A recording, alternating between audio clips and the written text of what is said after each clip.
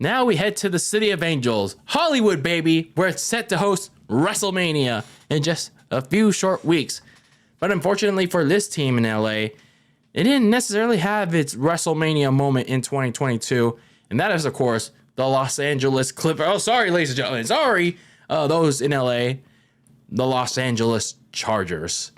And unfortunately for the Chargers, well, it wasn't necessarily a WrestleMania season for them. But before we get into all that, why exactly wasn't it WrestleMania season? We got to go way back towards the end of 2021 for them. Because after another Chargers collapse that had them lose out on the last AFC wildcard spot in the last game of the 2021 season, they dedicated their offseason last year on upgrading the defense, which was the main problem for most of their games. They added the likes of corner J.C. Jackson of the Patriots at the time, linebacker Khalil Mack from the Bears via trade, and defensive tackles Sebastian Joseph Day and Austin Johnson. So they seemed like they solved their defensive problem by fortifying that defensive line alongside Joey Bosa and adding a corner like J.C. Jackson alongside opposite Asante Samuel Jr. to help mentor and guide. So, especially when you have a quarterback like Justin Herbert on offense, it seemed like the Chargers were going to take that next step and challenge the Kansas City Chiefs, be that big challenger against Patrick Mahomes and the Chiefs in that AFC West Division, which was already stacked enough, at least on paper, mind you, especially with the moves that the Broncos were making, the moves that the Raiders were making, and, well, not really much of the moves that the Chiefs were making. So the Chargers were like that one team that seemed destined to dethrone the Chiefs, at least what I thought it was. Trouble was for the Chargers going through this season. While Herbert was still efficient on offense, he had a really good season. The defense still had its trouble doing its job. Jackson really struggled on his end in coverage, and he actually got benched at one point. His season ended with a serious ankle injury, and as a result, the secondary also struggled. Asante Samuel, he had a good season, but on the opposite end, not so much. Whoever has that corner.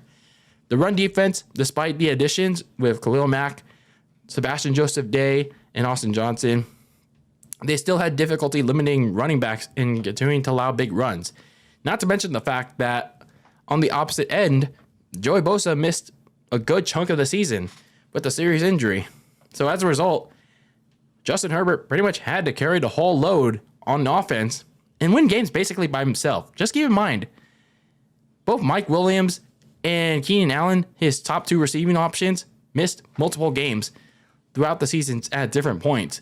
And his only reliable weapon was running back / receiver, I guess, Austin Eckler. And they were down to their fourth receiver by the name of DeAndre Carter. So Herbert didn't really have much to work with. But, he made the most of it because he was one of the premier running quarterbacks in the league. So early in the season, the Chargers had a pretty good slate of games to start the season within the division. But unfortunately, they blew their best chance to gain an edge in the AFC West, especially in its two games against the Chiefs, because for as tight as they were, they just couldn't close out the deal, especially its Week 11 showdown at home in prime time. And they also lost a select amount of games as well that they could have definitely won because not only of their defense, but some of the coaching decisions that their head coach, Brandon Staley, made. And one of those decisions, well, yes, they ended up getting a playoff berth, was in Week 18. They knew going in they had a playoff berth locked up thanks to the earlier game from the Baltimore Ravens and the Cincinnati Bengals. Yet, when they were playing the Broncos, whom they were already eliminated, he elected to play his starters. Now, I don't necessarily have a problem with Brandon Staley playing his starters because you want to get them tuned up, get them ready to go for playoff run. The problem I had with it, and I still have a problem with, is how long he played them. He played them for 3 quarters. In a meaningless game. He didn't need to do that. And guess what happened? Justin Herbert lost his second best option, Mike Williams, to a knee injury. I think it's a knee or ankle injury. And sooner you know it, he's out for the playoff game. On the road, mind you, against the Jacksonville Jaguars. So all they had left was Keenan Allen and DeAndre Carter and Austin Eckler. That's it. But despite that, the Chargers jumped out to a big 27-0 lead. And they took full advantage of Trevor Lawrence's 4 interceptions, taking full advantage of that short field. And it seemed like, the Chargers were well on their way to meet the Chiefs in a playoff 3 match. But then, of course, throughout the course of time, there was always a second half of football. The Clippers gonna Clippers. And that's why we will always refer to the Chargers as the LA Clippers of football. They choked again.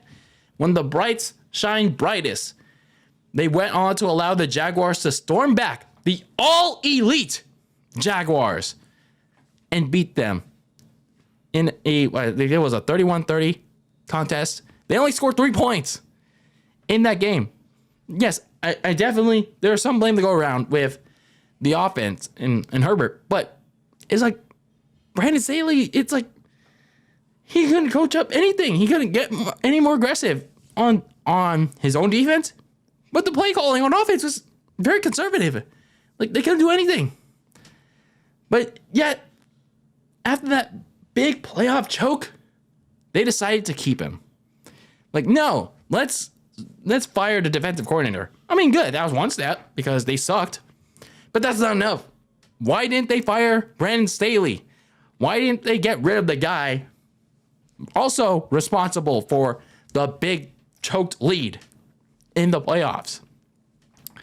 How the Chargers organization failed to realize he was the problem for why Mike Williams got hurt and why the Clippers clippered again is why they'll forever be the LA Clippers of football until they win somehow, some way, a championship. They're going to continue to waste Justin Herbert's prime until they do something. They gotta do something right. They gotta be this competent, right? Hopefully, but we'll see. So anyway, at least so far in the offseason, they don't have that much cap space to work with. I mean, $19 million, not really much money to spend. Especially when they lost linebacker Drew Tranquill to another team, and they didn't really do much. They haven't really done too much so far. Their only big signing so far has been linebacker Eric Kendricks from the Minnesota Vikings. So at least it should help a little bit with the run defense, I guess. But I guess they're waiting for the draft. They're waiting for the draft to address their big moves. But the big headline, though, for the Chargers is running back Austin Eckler requesting a trade. I'm like, damn, what happened? I guess the money, like he's eligible for contract extension, but it's like, what happened? Like, why all of a sudden he wants to trade out? So the Chargers seem fine with him seeking it, and yeah, I guess they're gonna move on with a different running back, whether it's this season or next season. Like, damn. So obviously, still some work for the Chargers to do. Like I said, just adjust the run defense. You really got to get some defensive tackle, especially get some defensive tackles in the draft. I guess Sebastian Joseph Day and Austin Johnson aren't just not enough. You got to at least add some depth in that defensive line. Get some run stoppers in there, man, and find a safety that can be paired with Derwin James, and just get some help in the secondary, man, and get some depth behind J.C. Jackson. Hopefully he can stay healthy, and Asante Samuel Jr. So for the Chargers, obviously a disappointing end to their 2022 season, choking away that lead like the Clippers always do. But yeah, even with the little amount of money and draft capital this offseason, they need to use every bit of it to invest in a defense that just can't stop anything. Otherwise, they're going to keep wasting more prime years of Justin Herbert because eventually Justin Herbert's patience is going to run out in that organization. And if that patience runs in, well, the Clippers are going to keep clippering on, man. They're going to have their CLIPPERSMANIA running wild forever and ever. Amen.